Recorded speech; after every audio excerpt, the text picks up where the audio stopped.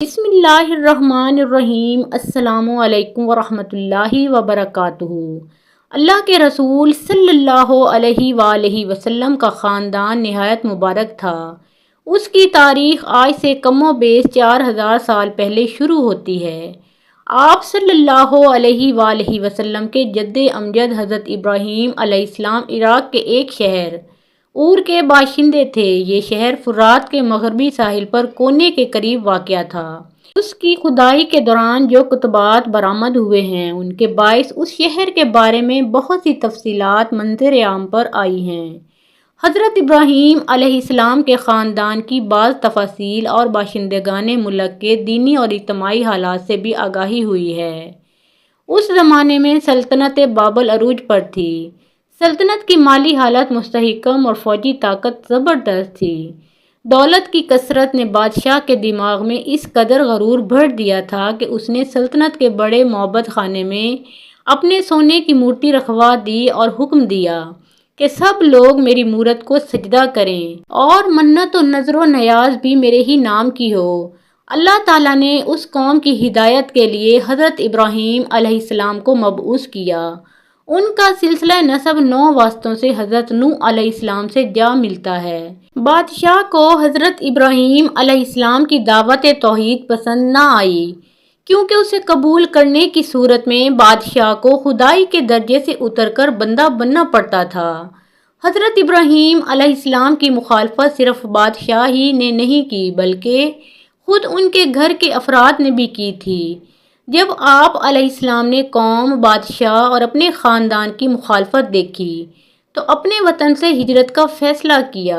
حضرت ابراہیم علیہ السلام نے گزر اوقات کے لیے بھیڑ بکریاں پال رکھی تھیں۔ اللہ تعالیٰ نے ان میں برکت دی اور وہ بڑھ کر بہت بڑے بڑے ریور بن گئے۔ حضرت ابراہیم علیہ السلام انتہائی مہمان نواز تھے۔ ان کی کنیت ابو ذیفان یعنی مہمانوں والا مہمان نواز تھی۔ ان کے والد کا نام آزر تھا۔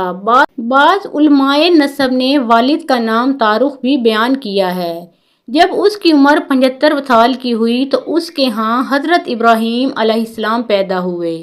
ان کے علاوہ ناہور اور ہاران بھی تارخ کے بیٹے تھے۔ ہاران کے بیٹے حضرت لوط علیہ السلام تھے۔ ہاران کی وفات اس کے باپ ہی کی زندگی میں اسی علاقے میں ہو گئی تھی جہاں وہ پیدا ہوئے تھے۔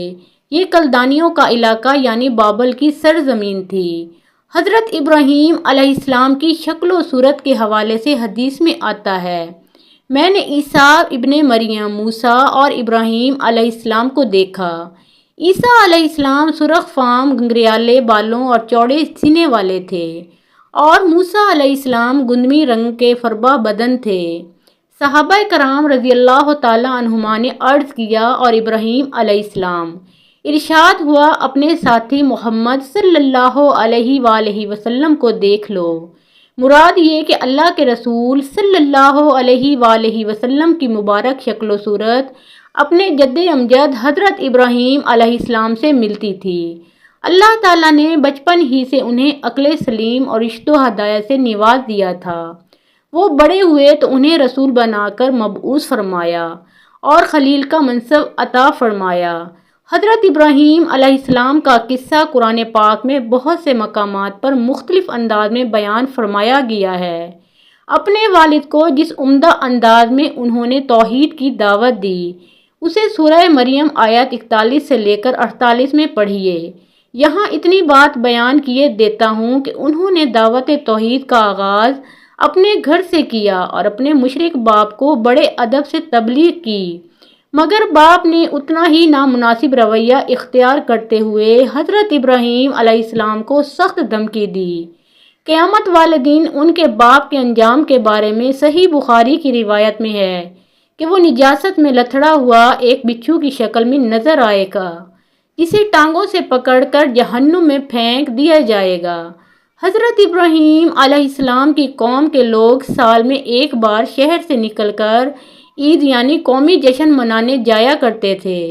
ان کے والد نے ان کو بھی جشن میں شامل ہونے کی دعوت دی۔ وہ کہنے لگے میں بیمار ہوں۔ آپ علیہ السلام نے کلام میں توریہ کیا تاکہ آپ بتوں کو پاش پاش کر کے ان کے مذہب کی غلطی ظاہر کر سکیں اور سچے دین کی حقانیت واضح کر لیں۔ جب لوگ عید منانے چلے گئے اور آپ شہر میں اکیلے رہ گئے تو آپ علیہ السلام جلدی سے لوگوں کی نظروں سے بچ کر بتوں کے پاس پہنچ گئے۔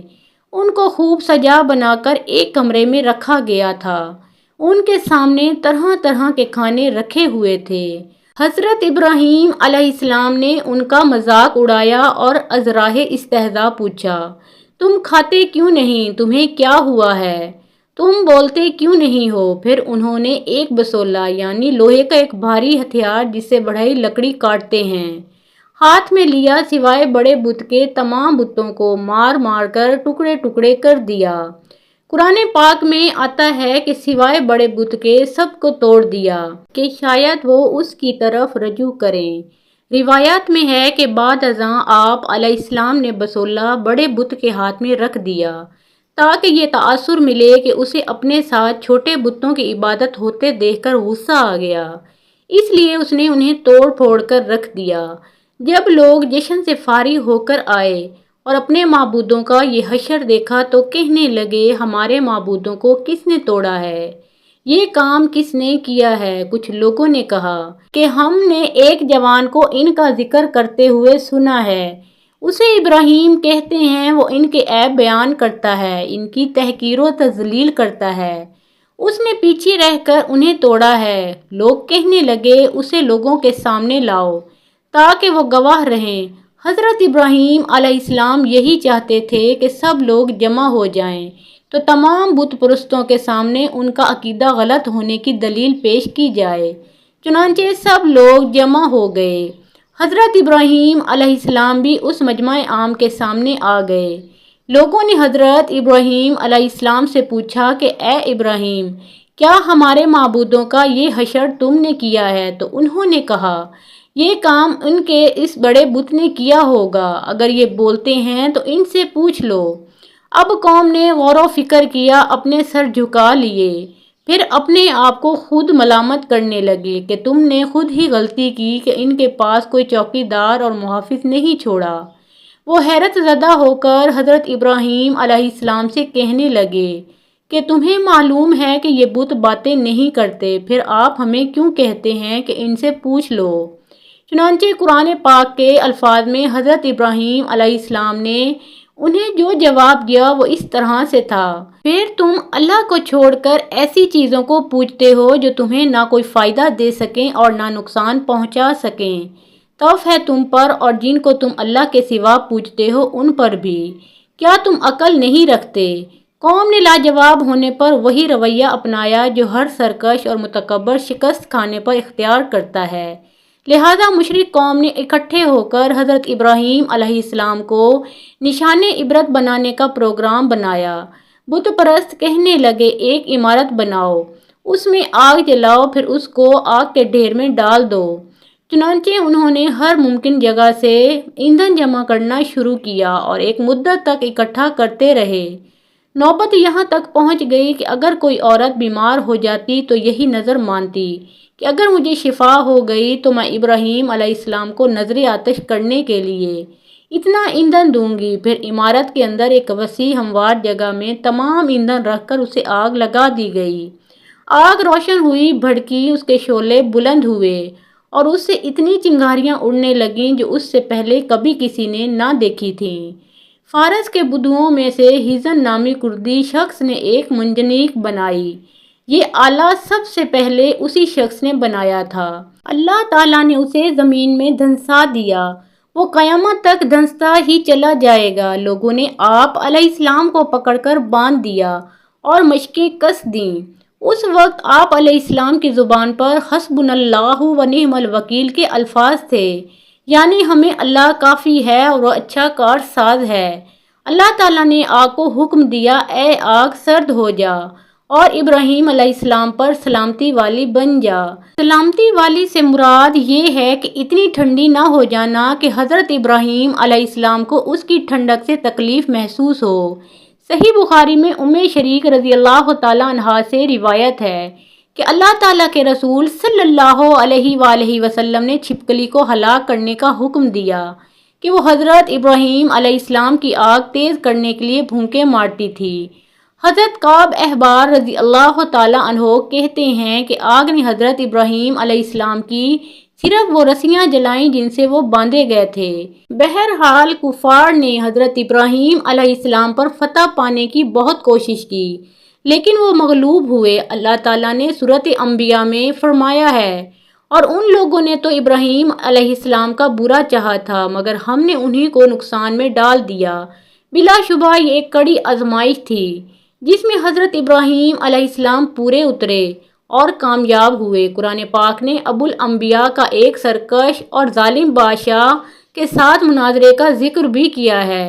وہ بابل کا بادشاہ تھا، اس کا نام نمرود بن کنعان تھا۔ یہ شخص پوری دنیا پر حکومت کرتا تھا۔ علماء کے قول کے مطابق پوری دنیا پر صرف 4 بادشاہوں نے حکومت کی ہے، ان میں سے 2 مومن اور 2 کافر تھے۔ مومن تو ذوالقرنین اور حضرت سلیمان علیہ السلام تھے، اور کافر نمرود اور بخت نصر ہیں۔ علماء کے مطابق نمرود مسلسل 400 سال تک بادشاہ رہا۔ مورخین کے مطابق حضرت ابراہیم علیہ السلام اور نمرود کے درمیان مناظرہ اس روز ہوا جس دن وہ آگ سے نکلے۔ امام ابن کثیر البدایہ والنہایہ میں لکھتے ہیں کہ نمرود نے اشیاء خوردنی کا انتظام اپنے ہاتھ میں لے رکھا تھا۔ لوگ غلہ لینے اس کے پاس جاتے تھے۔ حضرت ابراہیم علیہ السلام بھی اس کے پاس غلہ لینے چلے گئے۔ اس سے پہلے ان دونوں کی کبھی بھی ملاقات نہیں ہوئی تھی۔ اس وقت یہ مناظرہ ہو گیا۔ سورۃ بقرہ میں آیت نمبر 258 میں اس کا ذکر ہے۔ نمرود نے اپنے رب ہونے کا دعویٰ کیا۔ حضرت ابراہیم علیہ السلام نے فرمایا کہ میرا رب زندہ کرتا ہے اور مارتا بھی ہے۔ اس نے کہا کہ میں بھی زندہ کرتا اور مارتا ہوں۔ اس کے سامنے 2 آدمی پیش ہوئے جن کے لیے سزائے موت کا حکم ہو چکا تھا۔ اس نے ایک کو قتل کرنے کا حکم دیا اور دوسرے کو معاف کر دیا۔ اس طرح سے اس نے یہ فریب دینے کی کوشش کی کہ اس نے ایک کو موت دے دی ہے اور دوسرے کو زندگی بخش دی ہے۔ یہ بیکار بات تھی، اس کا موضوع مناظرہ سے کوئی تعلق نہ تھا۔ بہرحال حضرت ابراہیم علیہ السلام نے اسے ایک اور دلیل دی کہ اللہ وہ ہے جو سورج کو مشرق سے نکالتا ہے، لہذا تم اسے مغرب سے نکال کر دکھا۔ یہ بات سن کر کافر ششدر رہ گیا، وہ لاجواب ہو گیا، تو اس نے حضرت ابراہیم علیہ السلام کو غلہ دینے سے انکار کر دیا۔ آپ علیہ السلام واپس گھر کے قریب پہنچے تو دونوں بورے مٹی سے بھر لیے۔ دل میں سوچا کہ جب میں گھر پہنچوں گا تو گھر والے مطمئن ہو جائیں گے۔ گھر پہنچ کر انہوں نے بورے اتارے اور سو گئے۔ آپ علیہ السلام کی زوجہ محترمہ حضرت سارہ علیہ السلام اٹھ کر بوروں کے پاس گئیں تو دیکھا کہ وہ عمدہ غلے سے بھرے ہوئے ہیں۔ انہوں نے کھانا تیار کیا۔ حضرت ابراہیم علیہ السلام بیدار ہوئے تو دیکھا کہ کھانا تو تیار ہے۔ انہوں نے پوچھا کہ یہ کھانا کہاں سے آیا ہے؟ زوجہ محترمہ نے فرمایا کہ آپ جو غلہ لائے تھے اسی سے تیار کیا ہے۔ آپ علیہ السلام سمجھ گئے کہ یہ رزق اللہ تعالیٰ نے معجزانہ طور پر عطا فرمایا ہے۔ اللہ تعالیٰ نے اس ظالم کا خاتمہ اس طرح سے کیا کہ اس کی فوج پر اتنے مچھر بھیج دیے کہ ان کی چھاؤں میں سورج چھپ گیا۔ پھر ان مچھروں کو لشکر پر مسلط کر دیا۔ انہوں نے ان کا گوشت اس طرح سے نوچا کہ صرف ہڈیاں باقی رہ گئیں۔ ایک مچھر نمرود کی ناک میں گھس گیا۔ اللہ تعالیٰ نے اس کے ذریعے اسے ایک مدت تک عذاب میں مبتلا رکھا۔ اس کے سر پر ہتھوڑے سے ضربیں لگائی جاتی تھیں، حتیٰ کہ وہ اللہ کے حکم سے ہلاک ہو گیا۔ حضرت ابراہیم علیہ السلام نے جب اپنی قوم کی ہٹ دھرمی، انکار اور کفر پر اصرار دیکھا تو ہجرت کا ارادہ فرما لیا۔ آپ علیہ السلام نے شام کے علاقے کی طرف ہجرت فرمائی۔ یہ وہ مقدس سرزمین ہے جس میں اللہ تعالیٰ نے جہان والوں کے لیے برکت رکھی ہے۔ کچھ مدت تک وہاں رہنے کے بعد انہوں نے مصر کا رخ کیا۔ مصر میں اس وقت جو حکمران تھا اس کا نام رقیون تھا۔ وہ دراصل بابل ہی کا ایک باشندہ تھا۔ ممکن ہے مصر جاتے ہوئے حضرت ابراہیم علیہ السلام نے ہم وطنی کے رشتے کو وجہ تعارف خیال کر لیا ہو۔ حضرت ابراہیم علیہ السلام حضرت سارہ علیہ السلام کے ساتھ جب مصر پہنچے تو مصر کے اس بادشاہ کو بتایا گیا کہ یہاں ایک شخص آیا ہے جس کے ساتھ ایک حسین ترین خاتون ہے۔ اس نے آپ علیہ السلام کو بلا بھیجا اور پوچھا کہ یہ عورت کون ہے۔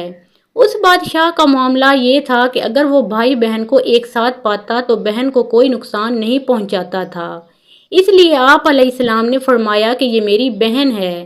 آپ علیہ السلام نے حضرت سارہ علیہ السلام سے جا کر کہا کہ اس وقت روئے زمین پر میرے اور تیرے سوا کوئی مومن موجود نہیں ہے۔ اس نے مجھ سے تیرے بارے میں پوچھا تو میں نے اسے بتایا ہے کہ تو میری بہن ہے، اب تو میری بات کو جھٹلا نہ دینا۔ بادشاہ نے حضرت سارہ علیہ السلام کو طلب کیا۔ جب وہ اس کے سامنے پیش ہوئیں تو اس نے ہاتھ بڑھا کر آپ علیہ السلام کو چھونا چاہا تو اسے پکڑ لیا گیا، یعنی حرکت نہ کر سکا۔ اس نے کہا تم میرے لیے اللہ سے دعا کرو تو میں تمہیں تکلیف نہیں پہنچاؤں گا۔ جب اسے معلوم ہوا کہ وہ اللہ کے برگزیدہ نبی کی بیوی ہے تو اس نے حضرت ابراہیم علیہ السلام کی نہایت قدر و منزلت کی، اور جب وہ وہاں سے وطن کو واپس ہوئے تو اس نے اپنی بیٹی ہاجرہ بھی ساتھ کر دی تاکہ اس نیک خاندان میں اس کی تربیت ہو اور وہ اپنے ہی ملک اور قدیم نسل کے باشندوں سے بیاہی جائے۔ اپنے مہمان نواز بادشاہ کی خوش آئندہ آرزو کو پورا کرنے کی غرض سے حضرت ابراہیم علیہ السلام نے حضرت ہاجرہ سے نکاح کر لیا۔ اللہ تعالیٰ نے انہیں پہلا بیٹا اسی کے بطن سے عنایت کیا، اس کا نام حضرت اسماعیل علیہ السلام رکھا گیا۔ یہ جو اوپر والا واقعہ ہے وہ مشہور سیرت نگار علامہ سلیمان منصور پوری رحمۃ اللہ علیہ کی شہرت یافتہ کتاب رحمۃ للعالمین صلی اللہ علیہ وآلہ وسلم سے لیا گیا ہے۔ ان کے مطابق حضرت ہاجرہ علیہ السلام ایک کنیز نہ تھیں بلکہ ایک شہزادی تھیں۔ الرحیق المختوم کے مؤلف مولانا صفی الرحمان مبارک پوری رحمۃ اللہ علیہ بھی اس طرف گئے ہیں کہ بادشاہ حادثے کی نوعیت سے سمجھ گیا تھا کہ حضرت سارہ علیہ السلام اللہ تعالیٰ کی ایک نہایت خاص اور مقرب بندی ہیں۔ وہ سیدہ سارہ کی اس خصوصیت سے اس قدر متاثر ہوا کہ اپنی بیٹی ہاجرہ علیہ السلام کو ان کی خدمت میں دے دیا۔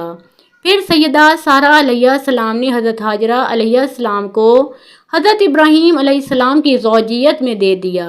قاضی صاحب نے بہت سے دلائل و براہین سے ثابت کیا ہے کہ حضرت ہاجرہ لونڈی نہیں تھیں بلکہ شاہ مصر کی بیٹی تھیں، اور ان کی ایک اور خوبی بحوالہ تورات یہ بھی بیان کی ہے کہ اللہ کے ہاں بھی ان کا درجہ بالا تر تھا۔